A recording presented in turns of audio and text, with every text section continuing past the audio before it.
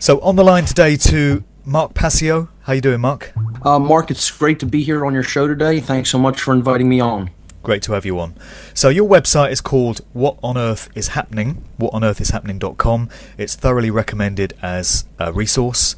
I guess it might be a good place to start to ask whether there's an easy answer to that question. What on earth is happening? Is there an easy way of summing it all up? Well, whenever people used to ask me that, give me the quick version to the answer to that question, I used to say mind control. And that would be my summary. That's what's happening on the earth. But I've really condensed it down to even one word. What's really happening on this planet is slavery, and it needs to be ended. So when people ask me what my website is about in general, I tell them that my website is about slavery and how to end it. And that usually piques their interest a little bit, and they want to know, exactly what I'm talking about on it. And that will usually make them go up there and at least check out a little bit of it. Oh, yeah. People think slavery was abolished a while back, but we're talking about mental, spiritual slavery, which is very much alive and well, isn't it?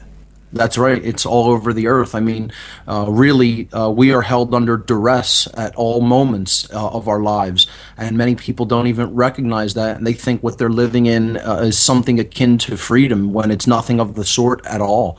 We are actually living in a violent society, a society that is completely driven and backed by violence, and it's completely immoral, and people need to understand what really is right and what really is wrong, what is moral and what is immoral, what actions are in harmony with natural law, with moral law, and which actions are not in harmony with natural law.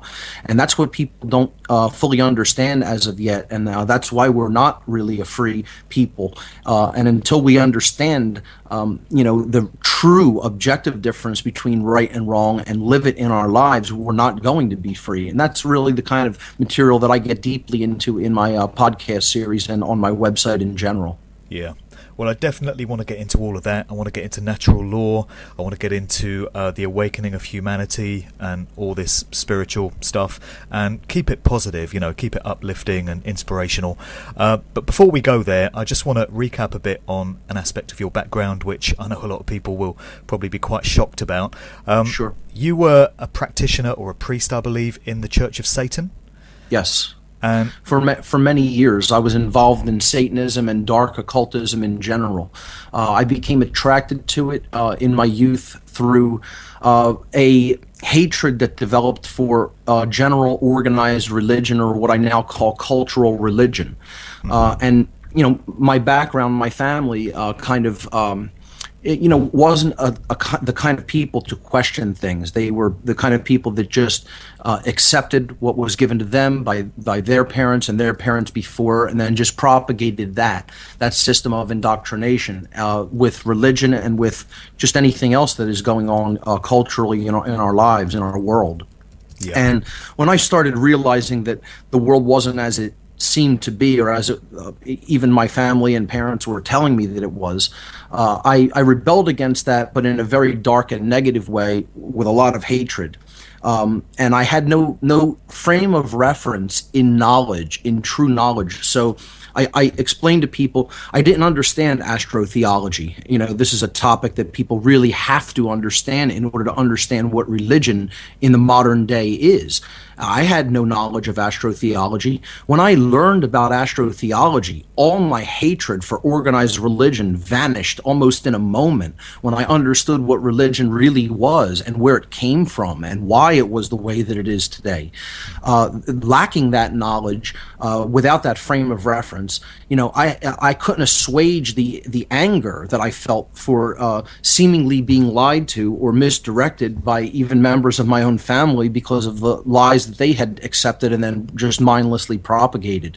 So that drove me to seek the exact antithesis. I wanted to find what is the opposite of this. Yeah. And I found it in a big way in the form of Satanism and dark occultism. So I got involved in some of these groups, and I realized that they weren't really the satanic ideology, obviously wasn't what most people think that it is. We could talk about the true tenets of Satanism and dark occultism if you want, but I realized it was an ideology that really ran the world, and I was realizing these groups, these occult groups, were not just isolated individuals working for their own personal reasons or personal agendas, to enhance their own knowledge and power, but they were actually really an eclectic variety of people from every walk of life, every social institution that you can imagine. Yep.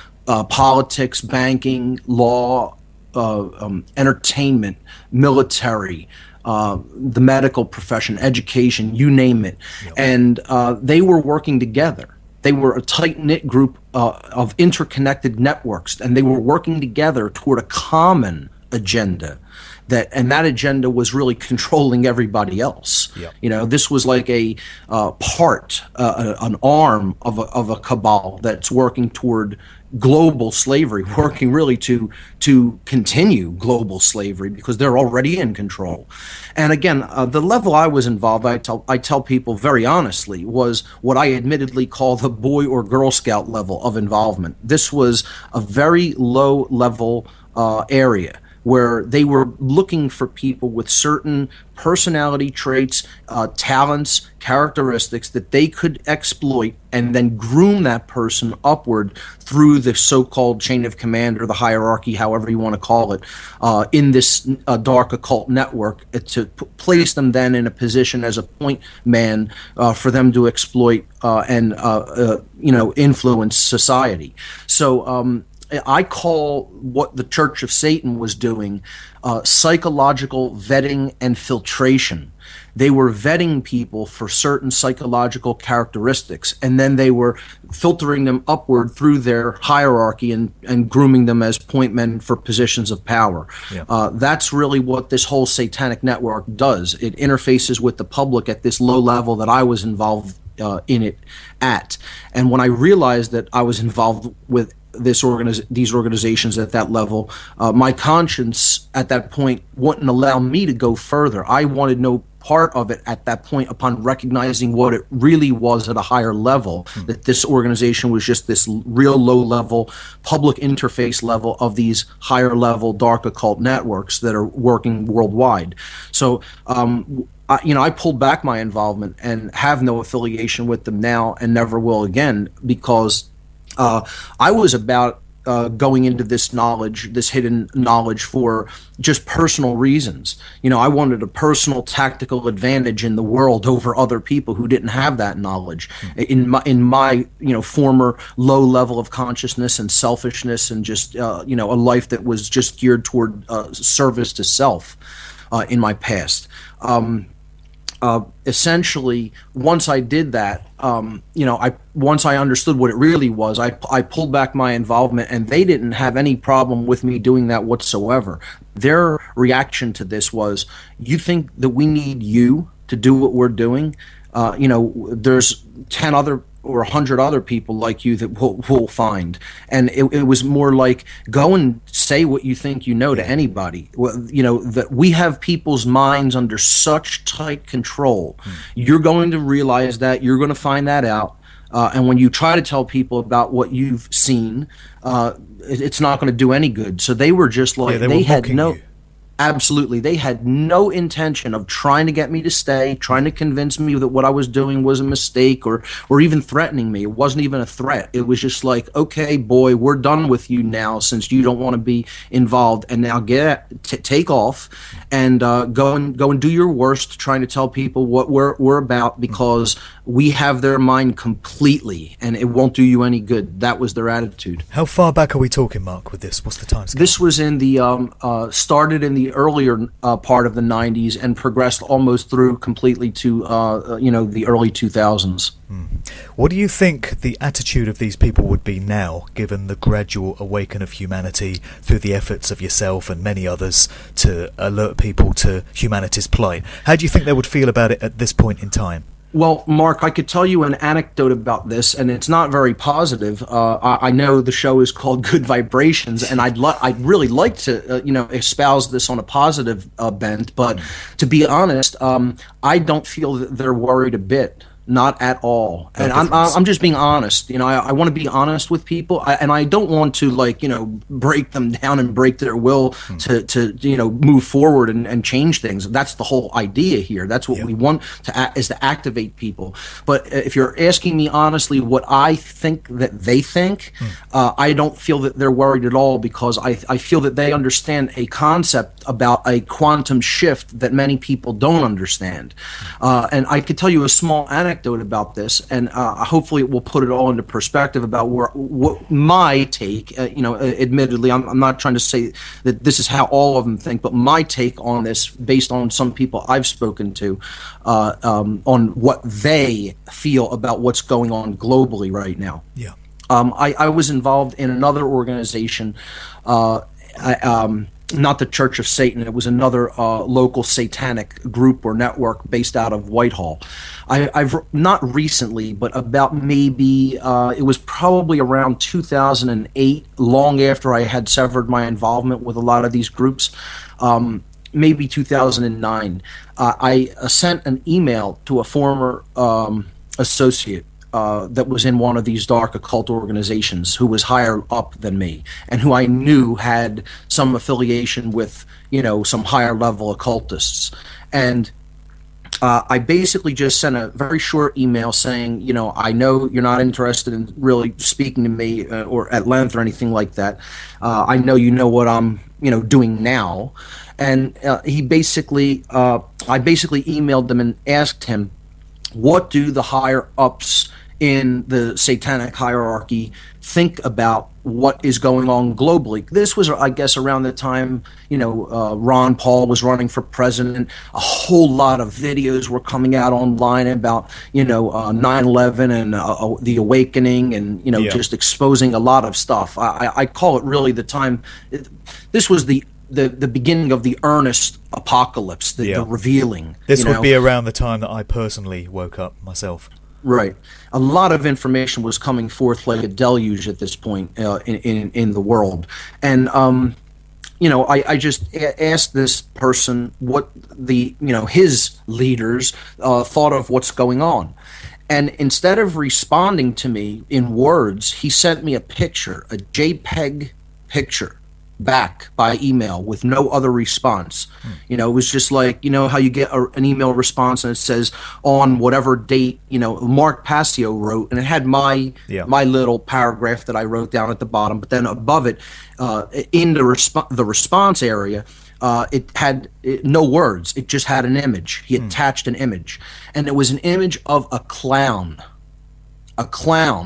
with a huge blue, one-piece jumpsuit outfit with white polka dots on it, and he had real big, big clown shoes and a multicolored wig like, Ronald McDonald might wear, with a big red clown nose, and he had a party hat on and a little horn, a little kid's horn, like, honking a horn, waving at the camera.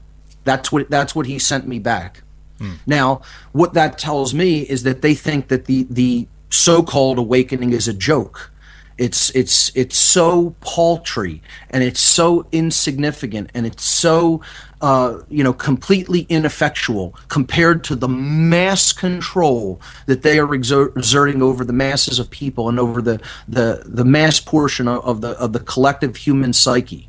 That it's a complete laughing belly laugh joke to them. And I personally, I wouldn't say I agree with that sentiment from their perspective, but I would say I could understand why they think that, because I'm not a person who feels that there's a huge global awakening going on at all. When I step outside my home and I look at the masses of people on the street, they are 100% completely asleep and have not even begun in any aspect of understanding any portion of the truth that's going on around them in their world. Zero. They are what the dark occultists call the unbegun. That this is their term for the people who haven't started at all, whatsoever. They are the uninitiated. Initiation means to begin to uncover the hidden knowledge, to begin to awaken, to begin the journey into true spirituality and true enlightenment. And they have not begun at all.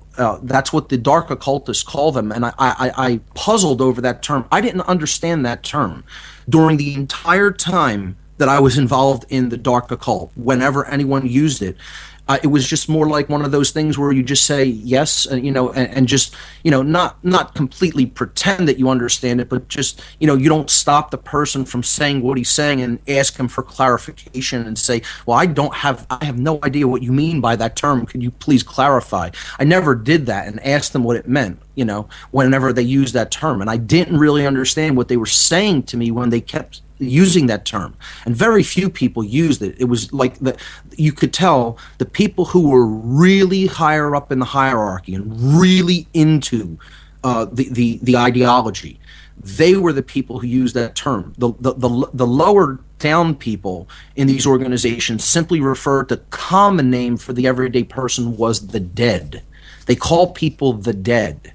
And again, their rationale for this is, well, if the expression for consciousness is thoughts, emotions, and actions, and the majority of the people out there don't really think, they just go along with whatever is told to them, so they don't have any real knowledge, hence they're not using the thought aspect of consciousness to gain knowledge and understanding. And if they don't really care about what's going on either within them or around them, then they don't have the emotional aspect of the personality of the consciousness developed. That's also inactive or dead. And then they certainly aren't taking any action based on what they know and how they feel, and if they care, to make any real world change happen in our society on a mass scale.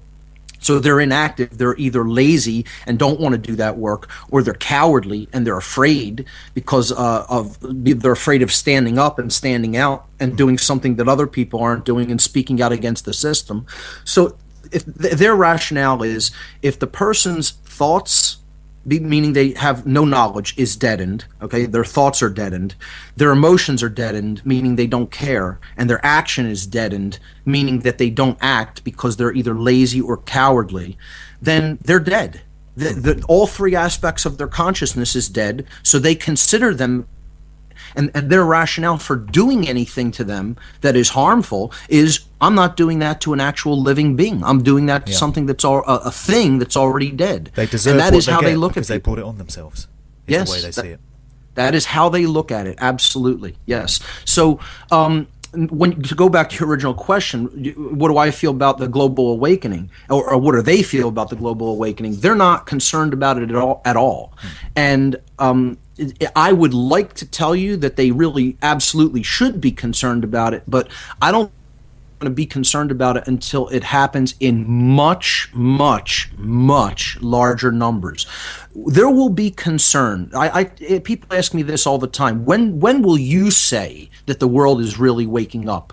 And I tell people, I will say that the world is really waking up when police and military are quitting their jobs in such huge numbers that the media has to start talking about it. That's the sign that I will say, now we're reaching a global awakening. Now people are really coming online and they're really waking up. And does anyone see that happening or even coming close to happening? Not a bit. As far as I'm concerned, I think those people are so deep in the trance, so attached to their identity, the ego identity that they have built up for themselves. They so think that this is who I am, that they will do anything. They will die multiple times if they had to to preserve that ego identity. That's how strong and calcified it is, like bone. It's like stone. It's like a fossil. It's like diamond. It's so hardened. Yeah. You know, and to get through that is going to take monumental work, monumental and continuous effort to break down that ego identification. And I'm telling you, it's the person's will, the individual's will that is that ego identified does not have the individuated strength to do that on their own. They would need a multifaceted support system comprised of many, many, many people to constantly work on them from different aspects and different angles, to influence them. That's what alchemy is about. Alchemy is not about just changing yourself. Enlightenment's not about just changing yourself. This is a big New Age deception when it comes to what the awakening process is about. Waking yourself is the beginning of the process, not the end of the process. It's the beginning point. You are now initiated, meaning you have begun. You are no longer the unbegun, as the dark occultists would call someone who hasn't started on that path. You're now the initiate. You have begun. But that doesn't mean you're finished. That means you've just started. That's what initiated means. You've just started. So what the work actually is to do is influence others to awaken and stop participating in the immoral behaviors that they're currently involved in or supporting. And that's the problem. The people who are awakened largely don't understand that that's what the work is. Because the New Age movement is a big part of blocking that understanding. A huge, huge deceptive part in the blocking of the understanding of what our real work is to do. Because they want to convince people, and they have convinced many, many, many people, that the enlightenment process is only about what happens with the individual, with you. And that is absolutely untrue. It's something I've been trying to break down and, explain to people since day one. This is about influencing other people's minds because of how off course they are. See, what the dark occultists understand is something that's true. They understand that a universal quantum shift, a global quantum shift on this planet can only be made possible through numbers. It's another lie of the New Age movement that only a small group of people are going to be necessary to become awakened, this very small critical mass number, and that's not true. A quantum shift, the word quantum in Latin, you could look it up in any good Latin reader or Latin dictionary. The word quantum means an amount of something in Latin, a certain amount. You need a certain amount for there to be a quantum shift. It is dependent upon numbers because it's about the aggregate consciousness in the aggregate, meaning in the whole, in the totality, the sum total of the people. Wherever that aggregate consciousness is, that's what's going to determine whether change happens on a mass level, on a global level, actively out in the world, in the physical domain. Okay, so. Do I feel where do I fall on this? Do I lean toward the people who say, oh no, a big huge global awakening is happening, or do I think that the dark occultists are right? And so far, as far as making real world change happen on a mass scale, is this effort a joke? I feel it's a joke as well so far. Maybe that might be harsh to say it's a total joke. I would say it's paltry. It's a paltry effort. That's probably the best word that I would use. That means it's so little that it is practically insignificant. Well, what has happened so far. I think we have to take this as an indication that clearly there's a long way to go. But having said that, my take on it is that I think what we're seeing in these times is the first generation that is going to start to make a change for future, from which future generations will benefit. Agreed. If we take the view of these dark occultists, and we have to remember that they're very arrogant in their outlook and they're very obsessed with ego themselves. Sure. And so they would mock and they would scoff because it's in their nature to do that. They're so arrogant as to believe that they've got this world locked down in such a way that it cannot be surpassed. But if we take the same view as them, then the likes of you and me and many others would just pack up and stop trying to make a difference and stop trying to do anything at all. So I think we have to take this as an indication that there's a lot to do, there's a long way to go, but it has to start somewhere, and the ripples have to begin. And that's why not giving up is so important. Exactly. Having listened to all of that, someone of a pessimistic nature could well be led to think, well, what's the point? I might as well just join the masses and continue in my brainwashed trance. But you mustn't give up, because it's so important. You must stay and you know on what? the path. Just think about it from this perspective. Giving up is like participating with the evil system. Even if it were true, let's just say it were true, and I don't believe this. Just say it were true, it's not possible to make any change, okay? And I definitely do not believe that. It is possible to create this change that we're talking about, okay? The question is, will we do it? But it's certainly possible. I certainly feel it's possible. Yeah, for sure. Just let's say, for hypothetical argument sake, it's not possible, and it's always going to be like this. Okay, even if I knew that were true, I would still be doing what I'm doing. I would still do this, because what the mark I want to make on this world, I want people to say, how am I going to be remembered? How was this individuated unit of consciousness called Mark Passio? How is he going to be remembered? When people say, well, what did he do while he why did you come? What was the point of coming here? What was my reason for being? What was my purpose? What was my whole purpose for existing? Exactly. You know? And this is how I'd rather it be remembered than somebody who just laid down and accepted slavery. Yeah, just another fluoride consuming, TV watching, game show lapping up, McDonald's hamburger eating drone. Right. Really. That's not how I'll be remembered. I'll be remembered as someone who exerted their will and who took a stand against what was wrong in this world. And it didn't matter if the entire world was arrayed against him. He still went with what he knew was right.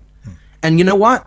That's a great existence to live, as far as I'm concerned. Absolutely. So, you know, I'll take that side of things no matter what else is going on. Yeah. So that's how people, I think that's the kind of willpower people should exert when it comes to this, you know, get involved in this effort. I'm not doing this because I think there's going to be such a great change during my lifetime. I'm doing this because it's the right thing to do, period, full stop.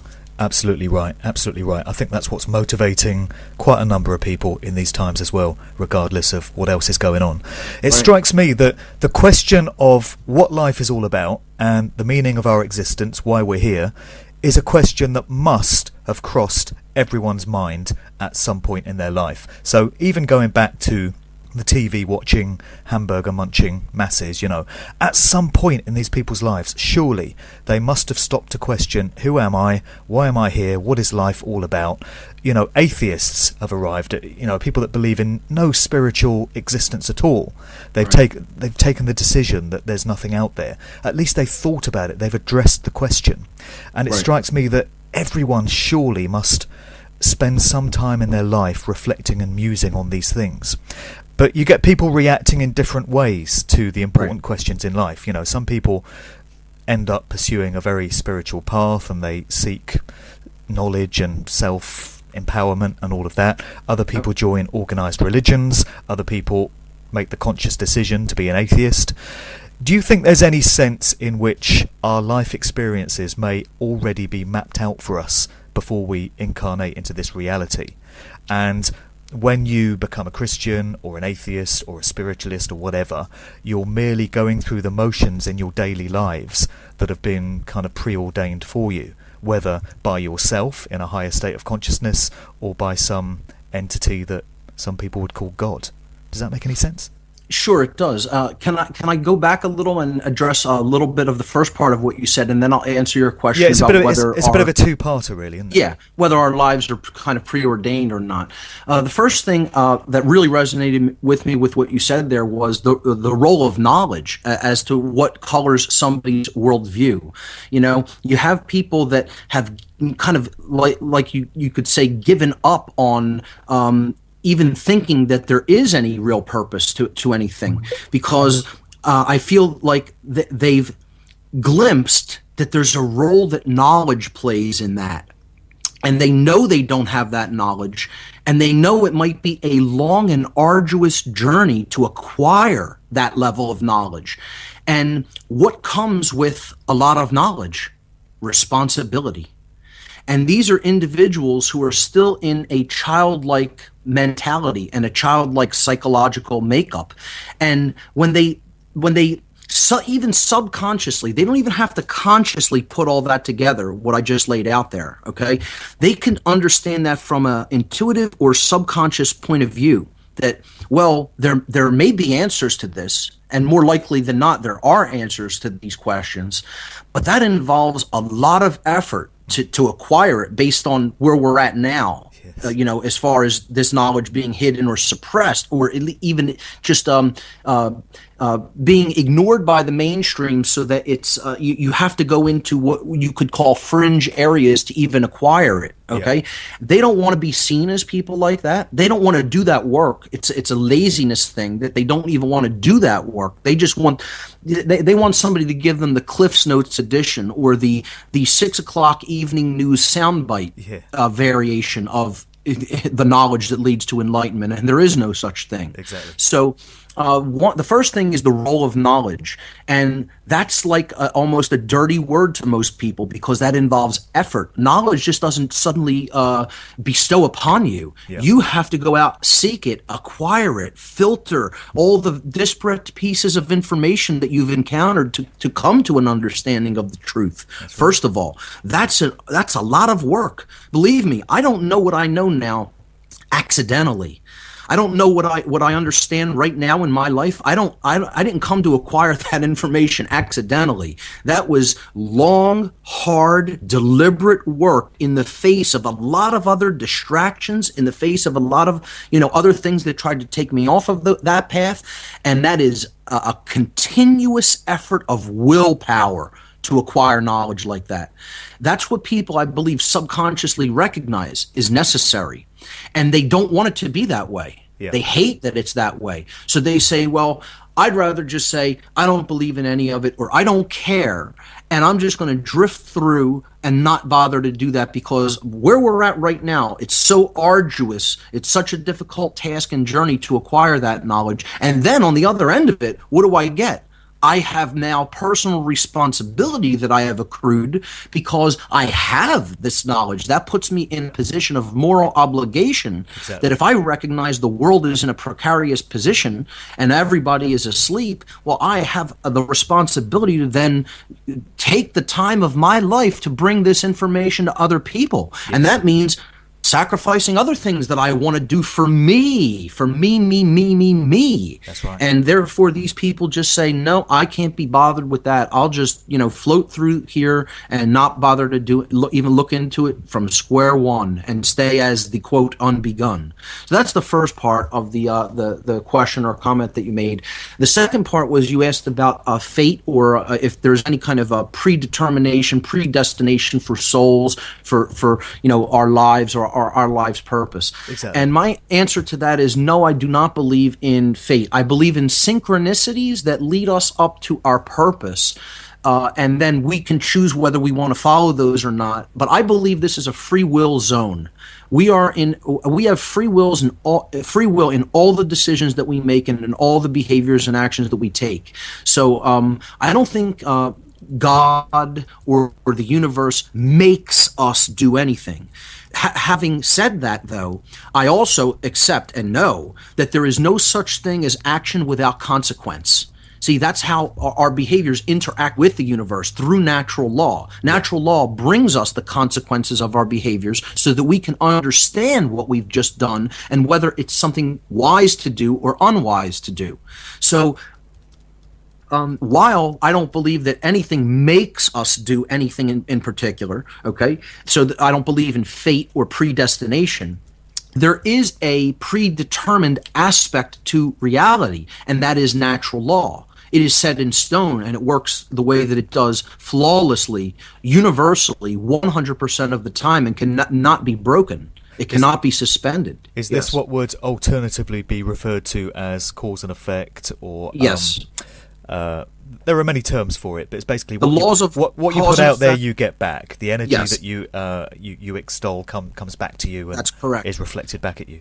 Absolutely. It has been referred to in many ways. It's been referred to as the energy that we emit is the energy that we attract. The laws of attraction, the laws of cause and effect, karmic law, moral law, all of these things. All terms for the same concept. All the same thing. Consequentialism, it's been called also.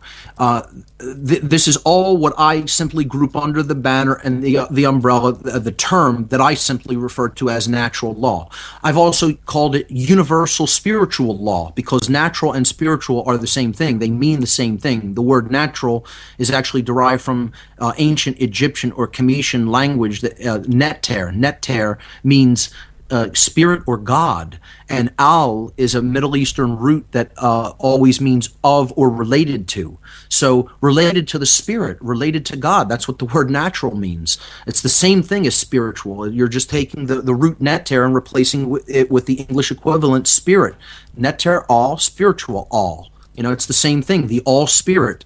Everything in the natural world is the spiritual domain as well. The physical and the material / physical and the spiritual are one and the same. That's where the dichotomy has to be broken down. People want to always place one or the other in precedent, in a superior position over the other.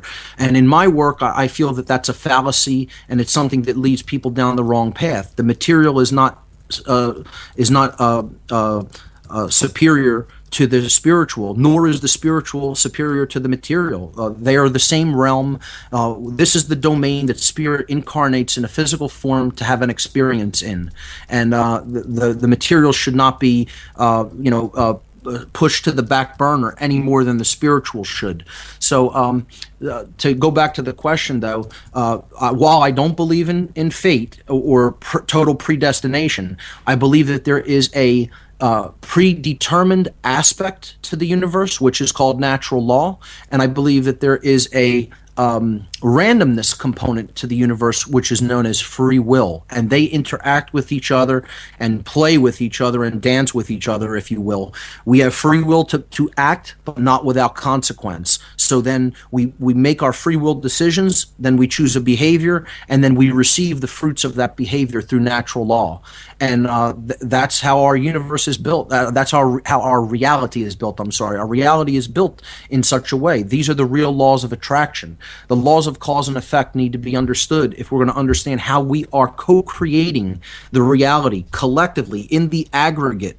All of us are acting in concert to create the aggregate reality. And that's how a quantum shift is made. You need enough people behaving differently, doing things differently. So, I see a lot of these people, they come out to lectures, they come out to conferences, and they're absorbing it, soaking it in. And, you will ask, well, what are you doing? Are you reaching out to other people? No, I'm just learning. No, I'm just here to get this information. Well, somebody slapped me out of that level of complacency a few years back, and that's what led to What on Earth is Happening in my website and my lecture series, etc. Yeah, I've heard you say before that there's a personal responsibility when you come across this knowledge and this understanding to participate in sharing it with others and putting it out there.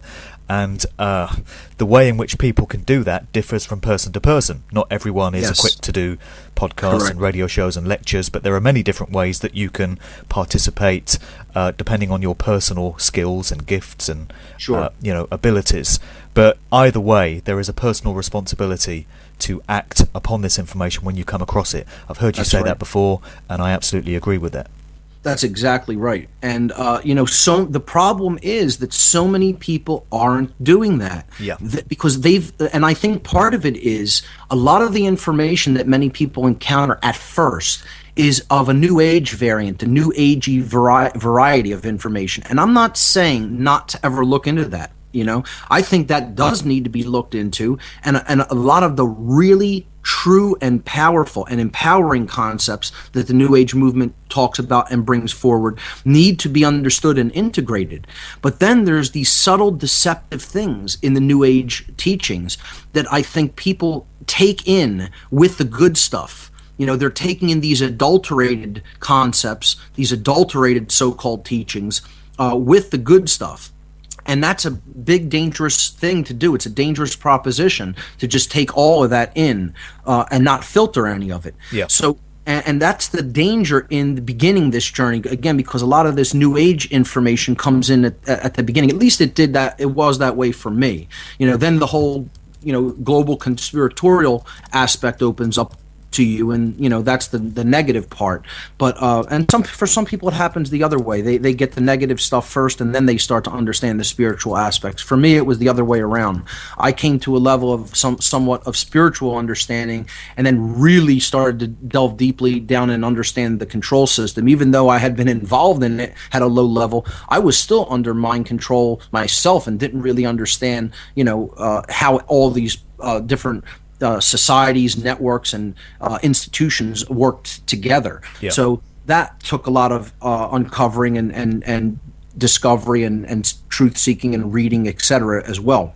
Yeah. But to go back to what I was saying about the New Age movement, they'll give you this concept in many of their teachings that, well, this is for you. It's for your journey, your individual spiritual journey toward enlightenment, and that doesn't have to do with anybody else. And again, this is a very subtle deception because it nests in the mind.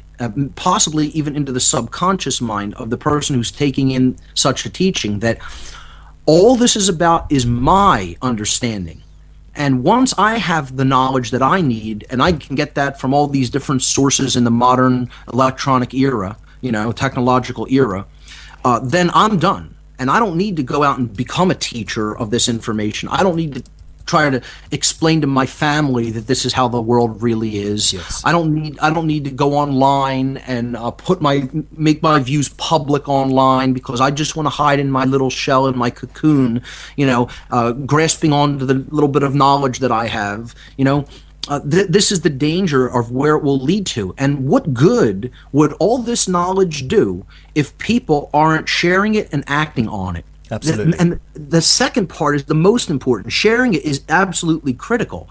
But if we're not actually living what we understand, putting it into knowledge, putting it into practice, putting that knowledge into practice, that's what converts it to true wisdom. Someone's not truly wise unless they're living what they know. And you see so many people that will say, well, yeah, I know that, but I have this type of a job that it's involved somehow in this aspect of the control system, and that's all I can do right now, and my income's dependent on that, and I have a family. Well, I often will just put things very bluntly, no matter how harsh it may come across. That's just my tact. I don't intend on changing my tact. Personally, I like the way that it is. Personally, the teachers that I've had in the past, they've been like that, and at least for me, and I'm not saying everybody will be like this, but I'm trying to reach the people that will actually just take this readily, and then they can go and work on the people who are going to really take an abundant amount of work. So I look at my role in this is to wake the people that are already on the edge, and sometimes you could do that with just a very straightforward type of language. You're the non-sugar coated version. Exactly. And, so what I'll say is, maybe you need to just quit your job and be poor. And then maybe something else will open up. The universe will bring you something for stopping doing the thing that you're involved in a negative capacity. Maybe the universe will open up an avenue of opportunity that you couldn't even imagine right now. Yeah. And you'll be even more prosperous, 10 times more prosperous than what you're doing right now, because you did the right thing. See, staying in a position because of fear is only going to exacerbate hardship. It's going to make things like trudging through molasses. Okay, we're going against the flow, the will of creation, by doing that. And when people bring that up and say, well, I have kids, Well, who knows? I don't know what should happen. Maybe you and your family might have to live on a budget or an income that makes you live like paupers for 5 years of your life. Maybe that's what needs to happen. Yeah. Okay? And people will hear that and they'll go, "Oh my God, how can you say something like that?" Well, here's why. If you're involved in the support of slavery, no matter at what level that it is, you're contributing to the negative outcome. You have to pull back that involvement to the extent that you are capable of doing it, no matter how uncomfortable it is. And that's the thing people don't have the courage to do. They don't have the courage and the willpower to do that. So I've pulled back my involvement from anything that is dark, negative, or involved in the control system to the total extent that I feel I am capable of in my life. Okay? I would live on the street. If I had no other mechanism of support and I could not make enough money except going into the banking system or going into the military or going into the police force, I would starve on the street. And I'm telling you that. I would do it. Okay? And people will say, "Oh, that's tough talk, and you'll see what you're willing to do when it comes to that." Yes, we would see. I know what my resolve is. I know what my determination is. I know what my willpower is. And I'm telling you, if it came to having to do one of those things, I would starve. I would choose starvation. Okay? Now most people don't have that kind of willpower or resolve. I understand that. But I'm telling you, to make this change really happen, that may be the level of resolve and willpower that many people need to get to. That's how bad you have to want it. You have to want it so bad you want it like air, when air is cut off from you. If you're underneath the water, you want air more than anything else in the world. All your other desires go away if someone's holding you underneath water. Okay? That's how bad we need to want this change. That we put everything else to the back burner to make it happen. And most people think it's just going to be something that's magical and automatic and, oh, it's just we're just being pushed this way. No, it's the exact opposite. Entropy and the dark forces are pushing backward against this change constantly, 24 hours a day, 7 days a week. The entropic force, or the force of involution, is constantly fighting against this change. We have to use our will to make it happen. It's not something that is automatic. That's another big, dangerous proposition and a big, dangerous and subtle deception in the New Age movement. They want to teach everybody that all the forces are aligning on our side to make this happen. It's not true. It's the opposite way. All the forces are aligning on the other side to make it not happen. The people's will has to be increased to such an extent that we have to make this change happen. Make it happen by an act of will. Most people don't want to hear that because, again, they're too in the right brain New Age modality, and they think that this is just something that's magic. It's a magical thing. It's not magic. I'm not telling you the universe doesn't want this to happen, because I don't think the universe itself wants slavery. Okay? It wants us to prosper. It wants us to expand our awareness, and it wants us to evolve. Okay? But that doesn't mean that that's an automatic process. A quantum shift may or may not happen. It depends on our will. Yeah. And so our will has to align with these with natural law. And that's a free will decision to make. And then the behavior has to be actually taken. It has to be done. It has to be willed into existence. And that isn't going to happen if we're still supporting mechanisms that are basically slavery. For whatever euphemisms we want to call them. Okay? Is central banking a form of slavery? You better believe that it is. Is the current military a form of slavery, of enslaving the people? Absolutely it is. Are the current police forces mechanisms of slavery for the people? Yes, it is. Are the current governments mechanisms of slavery for the people? Yes. The monetary system, the educational system, the medical system, all of these things, okay? I look at it like this. You know the structure on the back of the $1 bill, the pyramid and the all-seeing eye? Yeah. Okay? That's a symbolism for stone and light. That's an allegorical symbolism for something that can't be changed or isn't going to change. It's set in stone. That's the base of the pyramid. That's the negative aspect. The base of the pyramid is the dark and negative aspect of that symbol. That means unchanging, set in stone, weighted down by stone, which gravity takes stone down to the earth and keeps it there in an earthly identification. And then on top of that, there's the all-seeing eye. And I know people think that's the negative aspect that represents, quote-unquote, the Illuminati, okay? That's the positive aspect of the symbol. That represents the light of the Creator in the world, active in the world, that can't be weighed down, that sees the totality of the picture, and it understands its true spiritual nature. It's the awakened, the one eye, no longer seeing things in a dualism, but seeing it's unity consciousness. It's the three aspects, hence the triangle of consciousness, thought, emotion, and action coming together in non-contradiction. Unity consciousness means our thoughts, our emotions, and our actions are united. As we think, so we feel, so we act. And there's no contradiction between those three things. Well, if we say we want freedom, and one of the requirements for obtaining it is, well, you can't do things that enslave other people. And then we say, but I'm a cop. I'm involved in this. This is how I make my paycheck. Well, guess what?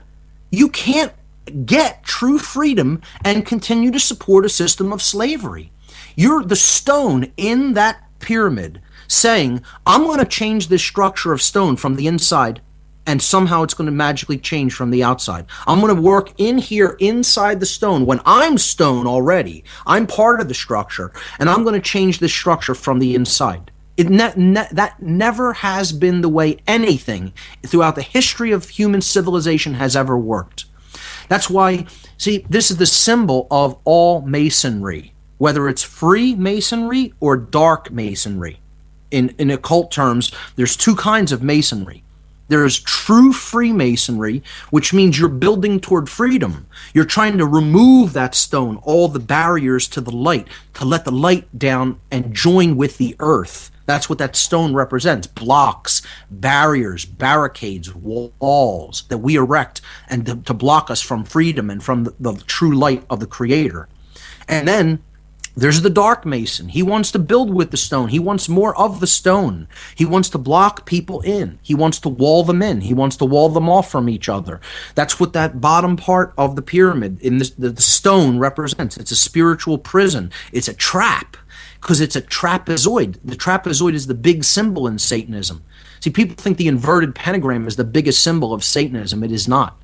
Dark occultists, the two biggest symbols in the dark occult are the trapezoid and the hypercube, and they essentially represent the same thing. Those are the two biggest symbols that represent spiritual imprisonment, and they want to rule the prison. They're not interested in being free themselves. Like you said, these are just people who are, completely set in their ways. They're not evolving. They're have a twisted psychopathic mindset, and they're okay with that. But see, they're unified in their thoughts, their emotions, their actions. They have sick, twisted thoughts, sick, twisted emotions, and sick, twisted actions. And so, what the universe is going to say to that? Well, are you unified? Is all forms of your consciousness on the same path, on the same level? Well, then I'm going to get behind your effort. And people will say, again, they'll be horrified hearing me say that. How could you say the universe will support evil? I'm telling you, what the universe ultimately supports is unity. Unity is what it has a respect for. It won't matter whether it's light unity or dark unity. If you're on the same page and your actions don't betray your thoughts or your emotions, the universe will let you get what you want. And that's why it's letting these people get what they want, even though they're evil. Yeah, I think few people would disagree from a glance at what goes on in the world or a quick look at a random evening news bulletin that the world is currently in the grip of a monumental force of evil. And it's been that way for thousands of years.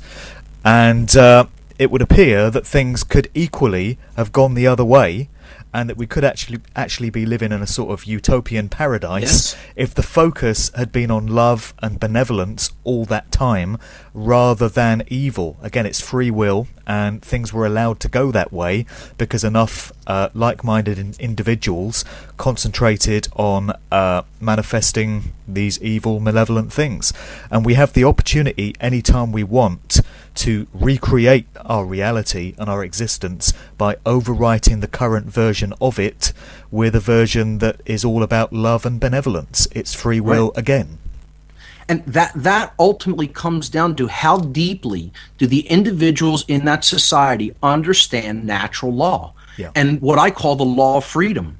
The law of freedom is very simply, morality and freedom are directly proportional to each other. So I'll just say that one more time because it's so powerful to understand this. Morality and freedom are directly proportional to each other. As morality increases, freedom increases. As morality declines, freedom declines. Okay? So we ask ourselves, why are we really living in an unfree world? And the answer couldn't be more simple. It's because we're living in an immoral world. More people than not are making immoral decisions about what they're doing in their life. See, again, if we say we want something, there's requirements for that. Another big part of and I know I keep going back to the New Age deception, but it's so important to understand how this is a subtle deception.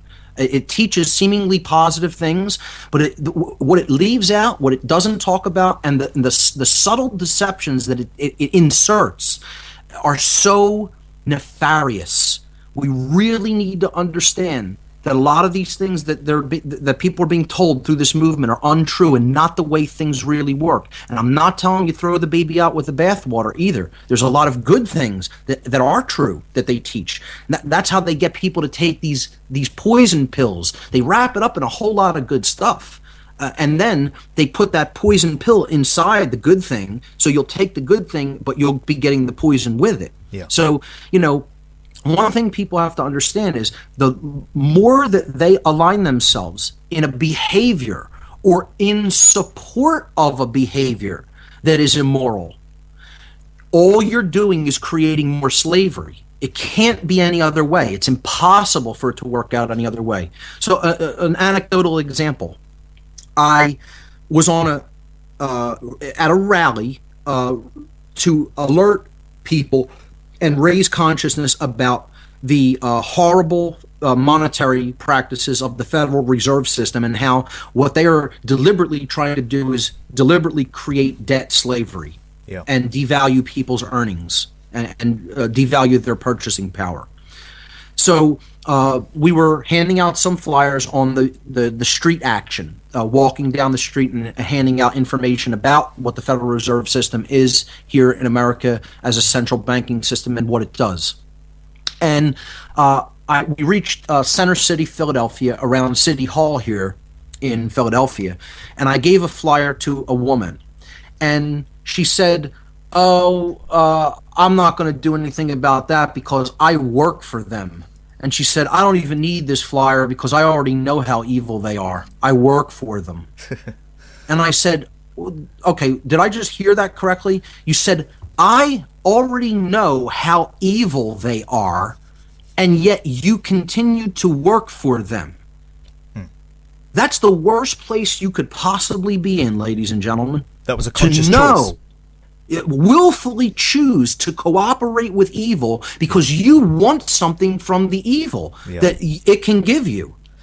I don't want anything from this evil system. No support from it. I want no money from it. I want no protection from it. I want absolutely nothing from this evil system. You know what I want from it? I want it to go away. I want it not to exist anymore. So she said willfully, I work for it because I have a family I have to support. This is the job I could get at the time. And I go to work there every day knowing that it's evil, knowing that I'm helping evil get done its evil. Yeah. And yet I'm going to continue to do that because I feel stuck and I feel this is all I can do to work for money right now. And that's all I can do. Well, you know what? I didn't say this to her then because we were on the march and I wanted to, somewhat keep up with the group. What I did say to her was, have you ever heard of the Buddhist philosophy of right livelihood? right livelihood. And she said, no. I said, please look up that term. Go on a search engine on the internet and just look up right livelihood. And I said, please just try to understand that concept. That's all I really had time to hit her with at that point. Right livelihood is saying there are many different ways to make a living. If the way that you're making a living is involving the support of something that is immoral, you shouldn't do it for any reason. Any reason. There's no justification. I don't care if you have 20 children.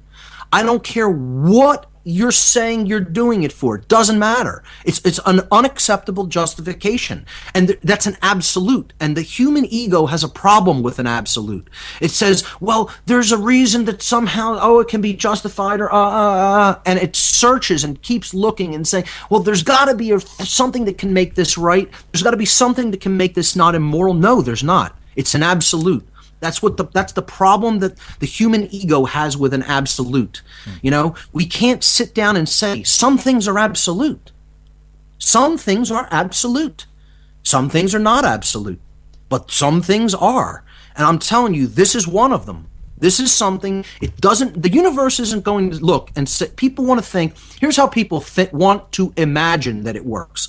Because it makes them feel better about their choices that are immoral. That's really what's going on here. It's called justification to make us more comfortable with our moral choices. Here's how they want to imagine that it works. They want to imagine the universe, okay, it's going to have like a little clipboard, it's going to have notes on a clipboard, and it's going to say, okay, what's this person supporting? What are they doing? Supporting slavery, right? Through debt slavery, through the financial system. That's their job? Yes, that's their job. Okay, well, why are they doing that? They're doing it because they have 2 children to support, and this is the only thing that they feel they could possibly do to support those children. Okay, well then, hey, that's fine, no problem. Just continue to do that, and you're completely forgiven, and it's no problem because you had 2 children. The universe doesn't do that. It does not act like that. So it okay, seems. The universe is governed by law. That law is impersonal. It's impersonal law. That's what natural law is. There's no person that personifies natural law. There's no being that personifies natural law. Natural law are universal boundary conditions, no different than gravity, thermodynamics, electromagnetism, etc. Okay? The forces in nature, this is one of them. Consequentialism or natural law is a force that exists in nature. Well, I give the example. Just look at it this way, as a parallel. A husband and wife with a 2-year-old daughter are on a little camping trip, and they're going to have a picnic out in the forest someplace. Okay, they set up the blanket, and let's just say the husband and wife, you start to become passionate, and the kid's playing with her little dolls or toys over on the side. And the husband and wife might be making out a little bit or whatever, and sharing a glass of wine and feeling real good, and it's a nice sunny day out, and they're distracted, and they miss the daughter veering off, getting up and going over away from their blanket, their little picnic setup, and she goes out to a cliff that's like 250 feet tall. And this little girl doesn't really understand. She might see something shiny. Oh, there's a little rock down there, and on that ledge that's a foot down. I'm going to just step over and try to get the rock, and she might fall over the edge. Well, does gravity care that it's a little tiny girl in a sundress out on a nice spring Sunday afternoon with her parents? Does gravity care, or is gravity still going to have an effect on that child if she steps over the edge of that cliff? Gravity's still going to have an effect on that child, and if that child goes over the edge, she will die. That's a cold and impersonal natural force. That's what natural law is. Natural law doesn't care why you did something. All it says is, did you do it? Well, then here's the consequence for having done it. It's like putting your hand in a fire. Well, it doesn't care why you made the decision. Did he put his hand in the fire because he just wanted to see how hot it was and what it would do to his hand? Okay, well then I need to just suspend the burn. on the fire, right? I'll suspend the burn on his skin because, oh, he was just trying to see how hot it was. It doesn't do that. You're still going to get burned. If somebody else is holding, hey, somebody else forced his hand into the fire and by their force, by their strength, made it stay there, okay? He didn't want it to be there. Is the fire going to say, well, oh, I can't burn you then because this is against your will? No. It's going to say, is your hand in the fire? Yes or no? Yeah. Well, then here's the result. And that's how natural law works. And I realize how unpopular I am for saying this. I get it. I fully understand. No one wants to hear that. They want to reject it. They will hate me for it. They will want to kill me for saying that's how it works. It doesn't matter. That's how it actually works. Not because I say that that's how it works. I have understood that that's how it works through trial and error, through personal discovery, through actual observation and testing. I can tell you I know that's how it works comfortably and know that I'm correct. Okay? I'm telling people don't believe me that that's how it works. Do not believe me. You have to go through the same truth discovery process of trying to understand yes or no. Is this how it works? How can we do testing? We can test this. We can test this hypothesis. And I would claim it's not a hypothesis, it's a law. That's why I group it under the term natural law. Yeah. Okay? You can do behaviors that either align with natural law or don't, deliberately, and find out what you get. Find out the direction that your life takes. Okay? I've actually done this. I've literally behaved a certain way in the past and said, what am I getting as a result of this behavior?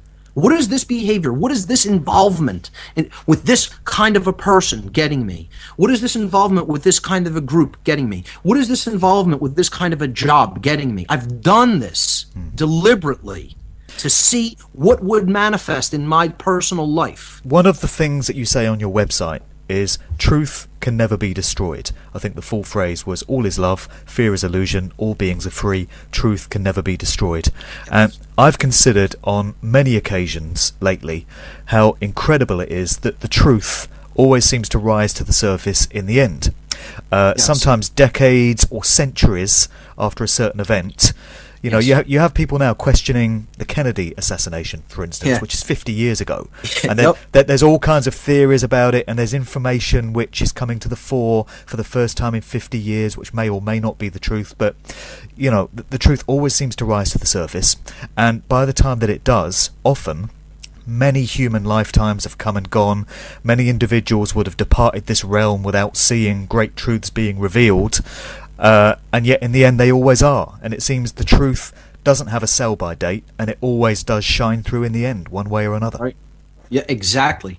I tell people, while the truth can never be destroyed, humanity can be destroyed if we will not come to the defense of the truth.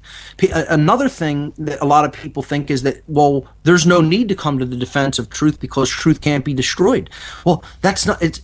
While it can't be destroyed, it can be blanketed and obscured and veiled to the point where people will believe that they can act in complete contradiction to truth without consequence, which is where we're at now in our society.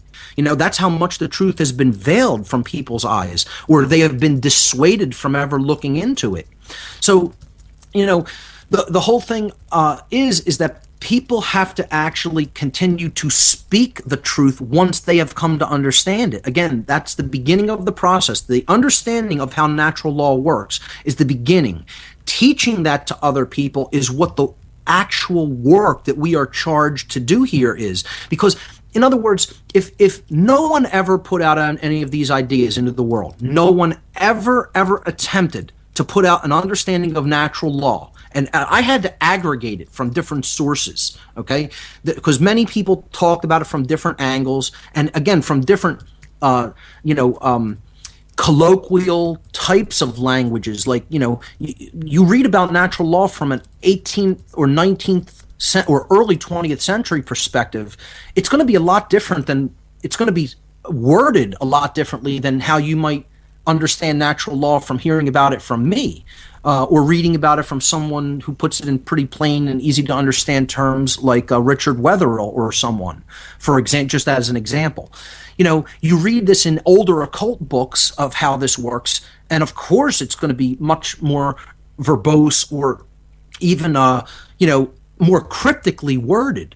So you take it in from an eclectic variety of sources and piece it together, and you recognize, well, hey, I can explain this to somebody in everyday English, in the everyday English language, in a simple and easy to understand way. Now, they may have to get a lot of different concepts in order to understand it, a lot of different simpler concepts, but it can be explained in modern English just as easily, as even easier than how these people may have worded it kind of cryptically or even very verbosely in older styles or variants of English. Yeah. So we have to understand that what we need to do is, in our own way, explain how this works to everybody around us. Yeah.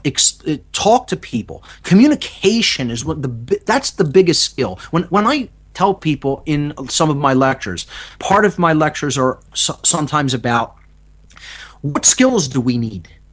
What actual real-world skills do we need in order to do what I call the great work? What tools do we have to have at our disposal in order to do this work of putting this information out into the world, so that things will actually change and people will really understand how it works? And the very, very first tool that I tell them that they need are communications skills, communications capabilities. That's the very first thing.